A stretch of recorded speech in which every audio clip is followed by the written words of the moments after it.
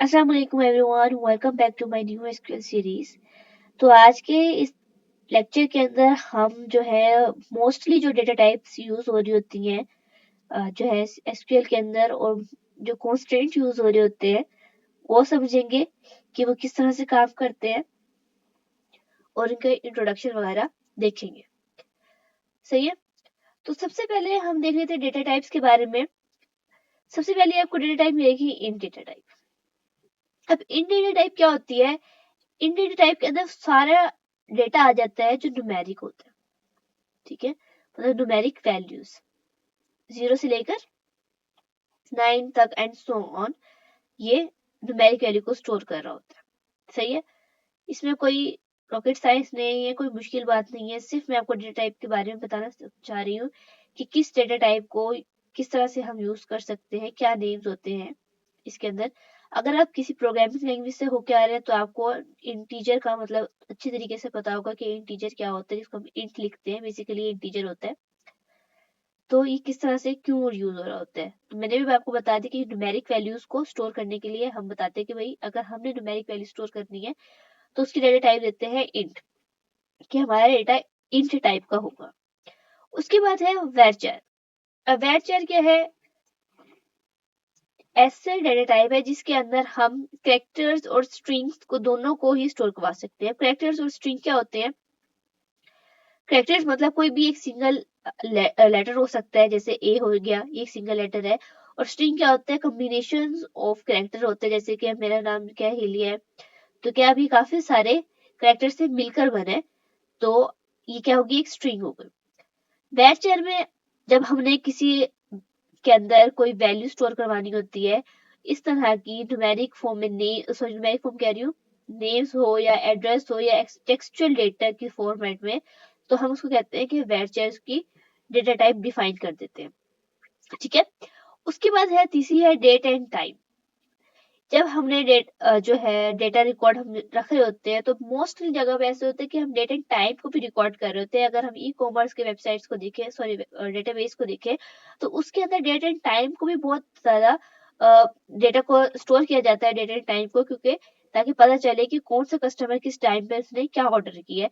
तो अगर हमने डेट एंड टाइम भी जो है इसको स्टोर करवाना है तो हम डेट एंड टाइम को यूज कर सकते हैं टाइम को स्टोर करने के लिए। और अगर हम सिर्फ डेट को स्टोर करना चाहेंगे तो डेट लिखेंगे, अगर हमने डेट को और टाइम को दोनों को स्टोर करना है तो डेट एंड टाइम इकट्ठे लिख देंगे। उसके बाद क्या है? बुलियन। बुलियन क्या है? कि लॉजिकल चेक है, आई के active is equal to true, मतलब हमने इसके अंदर सिर्फ दो तरह की वैल्यूज स्टोर होती है, कि ट्रू हो या फिर फॉल्स। ठीक है, ये लॉजिकल वैल्यूज होती है कि अगर कोई काम हो रहा है तो ट्रू हो जाए, नहीं हो रहा है तो फॉल्स हो जाए। इसके अलावा इसके अंदर इन दो वैल्यूज के अलावा कोई वैल्यू स्टोर नहीं हो सकती है।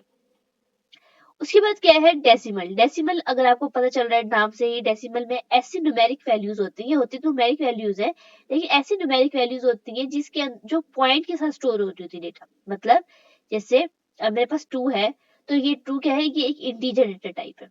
ठीक है, ये एक डेटा टाइप है, लेकिन अगर मैं 2.5 कर दूं तो अब क्या है? ये डेसिमल डेटा टाइप बन गई है। ठीक है, ये बात आपने याद रखनी है। अगर आपने पॉइंट के फॉर्मेट में डेटा स्टोर करवाना है तो आपकी डेटा टाइप डेसिमल होगी। ठीक है, अगर आपने बगैर पॉइंट के डेटा को स्टोर करवाना है तो आपकी डेटा टाइप इंटीजर होगी।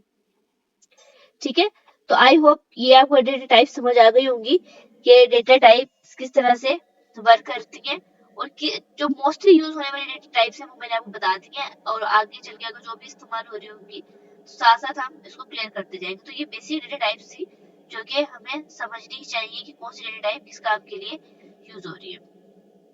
ठीक है, अब चलते हैं कॉन्स्टेंट्स के बारे में सीख लेते हैं। कॉन्स्टेंट्स क्या होते हैं?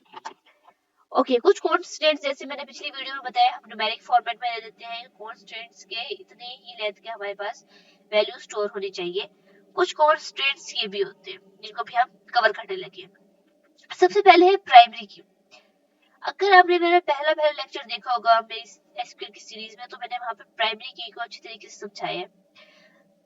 इसमें मैं आपको बताना चाहती हूँ कि प्राइमरी की क्या है? कॉन्स्टेंट है। प्राइमरी की को मैं दोबारा रिवाइज भी कर सकती हूँ। प्राइमरी की में ऐसी वैल्यूज, मतलब ऐसे कॉलम में ऐसी वैल्यूज हो जो वैल्यूज ना तो रिपीट हो रही हो दोबारा, ठीक है, रिपीटेशन ना हो उसके अंदर, ठीक है, उसके बाद सेम वैल्यू ना हो, सही है, उसके बाद कोई भी कॉलम जो है मतलब नल ना हो, जीरो वैल्यू कहीं स्टोर ना हो, ठीक है, मतलब खाली बॉक्स ना छोड़ दिया गया हो, नल ना हो, रिपीट ना हो डेटा, या फिर सेम ना हो डेटा। तो अगर आप चाहते हैं कि आपका कॉलम इस तरह का हो कि कॉलम में ना वैल्यू रिपीट हो रही हो, ना सेम आ रही हो, और ना फिर नल हो, खाली ब्लॉक भी ना हो, तो आप प्राइमरी की यूज कर सकते हैं एज अ कॉन्स्टेंट। प्राइमरी की हम जब यूज करते हैं जब हमने किसी स्टूडेंट्स का जो है रोल नंबर वगैरह होते हैं ये कभी रिपीट नहीं हो जाते होते, हर स्टूडेंट को एक सिंगल रोल नंबर दिया जाता है, सेम भी नहीं होते, और नल मतलब किसी नल रोल नंबर तो नहीं होगा ना, तो इसलिए हम मोस्टली प्राइमरी की इसको यूज करते हैं। उसके बाद है फॉरेन की।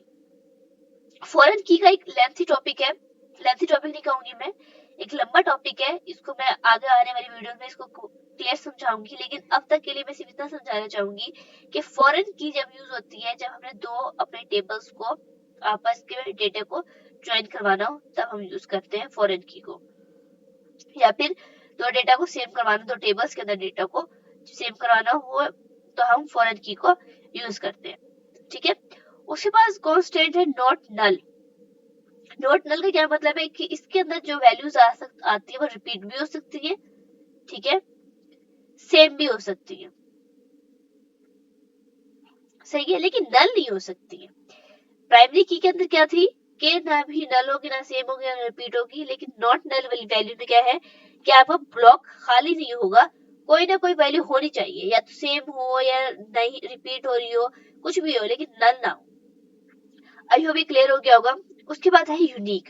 यूनिक कांस्टेंट का मतलब क्या है कि आपकी वैल्यू हमेशा यूनिक होनी चाहिए, मतलब ना रिपीट हो रही हो ना सेम हो, मतलब यूनिक वैल्यू होनी चाहिए हमेशा, या फिर नल भी हो सकती है, नल हो तभी कोई मसला नहीं है, ये नल को भी अलाउ कर लेता है, लेकिन रिपीटेशन ना हो रही हो, सेम वैल्यूज ना आ रही हो। आई होप आपको इन तीनों का फर्क पता चल रहा होगा कि किस तरह से ये काम करती है, जिस तरह मैं समझाना चाहिए वो आप सबको समझ आ रही होगी। उसके बाद कौन सी कांस्टेंट है डिफॉल्ट। अच्छा यार, डिफॉल्ट कांस्टेंट को जब हम यूज करते हैं, जब हम चाहते हैं कि अगर हो सकता है यूजर किसी एक पॉइंट पे डेटा को मिस कर गया हो, डेटा डालना भूल गया हो किसी एक कॉलम में, तब बाय डिफॉल्ट वैल्यू एंटर हो जाए, समझाई, कि मींस ऐसे हो सकते हैं कि नल वैल्यू ना हो, कोई ना कोई वैल्यू एटलीस्ट आ जाए, कॉलम खाली रहने से बेहतर ये है कि वैल्यू कोई ना कोई एंटर हो जाए। तो हम क्या करते हैं, डिफॉल्ट कांस्टेंट को यूज करते हैं। डिफॉल्ट कांस्टेंट को यूज करने का तरीका क्या है कि जब भी हम कोई जो है कॉलम बनाएंगे तो सबसे पहले कॉलम का नेम लिखेंगे, जैसे मैं लिख सकती हूँ नेम, इसको मैं डेटा टाइप दे दूंगी varchar, और डिफॉल्ट के तौर पर अगर देखती हूँ कि कोई भी वैल्यू डिफॉल्ट ना हो, मतलब खाली ना हो, तो डिफॉल्ट के तौर पे हम लिख सकते हैं डिफॉल्ट एम, मतलब मीन्स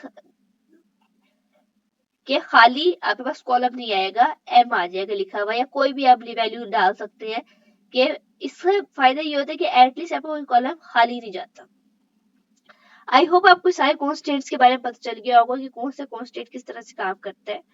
जो मैंने आपको डिलीवर करना चाह रही थी वो होपफुली आपको समझ आ गया होगा, अगर आपको नहीं भी समझ आया तो आप मुझे नीचे कमेंट सेक्शन में बता सकते हैं। अब क्या है, मेरे पास एक टास्क है आप लोगों के लिए, अब तक हमने जितना कुछ पढ़ लिया है उसको हम एक टास्क के थ्रू कवर अप करेंगे, जिसको मैं आपको समझा देती हूँ, लेकिन करना ये आपका काम है, ठीक है।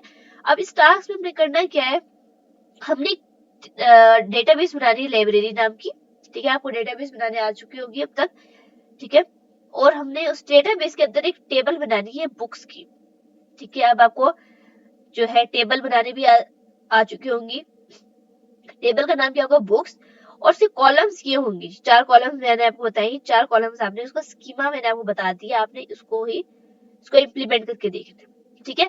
तो सबसे पहले जो कॉलम होगा उसका नाम होगा बुक आईडी, बुक आईडी का जो है डेटा टाइप इंटीजर होगा, और कांस्टेंट जो होगा वो प्राइमरी की होगा। आई होप सो प्राइमरी की का मीन्स अब आपको समझ आ गया होगा कि क्या है। उसके बाद क्या है, आपने दूसरा कॉलम क्या होगा, उसका नाम टाइटल होगा, कॉलम का नेम, और उसका जो है डेटा टाइप जो होगा वो varchar होगा, कि बुक का टाइटल क्या होगा, और उसके बाद क्या है उसका कॉन्स्टेंट क्या होगा, नॉट नल। नॉट नल अभी मैंने आपको समझाया है कि क्या होता है। उसके बाद तीसरा आपका कॉलम क्या होगा, उसका नाम होगा ऑथर, और उसका जो है डेटा टाइप होगा वेरचेर। और यहाँ पर आपको कांस्टेंट नहीं बताया गया, यहाँ कांस्टेंट आप अपनी मर्जी से लिख सकते हैं, या न्यूमेरिक कांस्टेंट लिख सकते हैं, या फिर जो भी मैंने अभी आपको समझाया कांस्टेंट वो भी आप यूज कर सकते हैं। ठीक है, उसके बाद क्या है, चौथा कॉलम क्या है, आपने प्राइस का लिखना है। प्राइस की जो डेटा टाइप होगी वो डेसिमल होगी, और उसका जो कांस्टेंट होगा आपने विद डिफॉल्ट वैल्यू 0 देनी है, मतलब आपने डिफॉल्ट का यूज करना है और कहना है कि 0 लिख दे, अगर किसी बुक की हमें प्राइस नहीं भी पता तो वहां पर 0 लिख दे, एटलीस्ट नल वैल्यू मुझे ना दे। तो ये आपका टास्क है जिसको आपने कंप्लीट करना है। कंप्लीट करने के बाद मुझे कमेंट सेक्शन में लाजमी इसकी रिपोर्ट देनी है और बताना है कि किस किस से टास्क हो गया। ठीक है, तो ये सब्सक्राइब करके जाइएगा। तो मिलते हैं अपनी नेक्स्ट वीडियो में, जब तक के लिए अल्लाह हाफिज।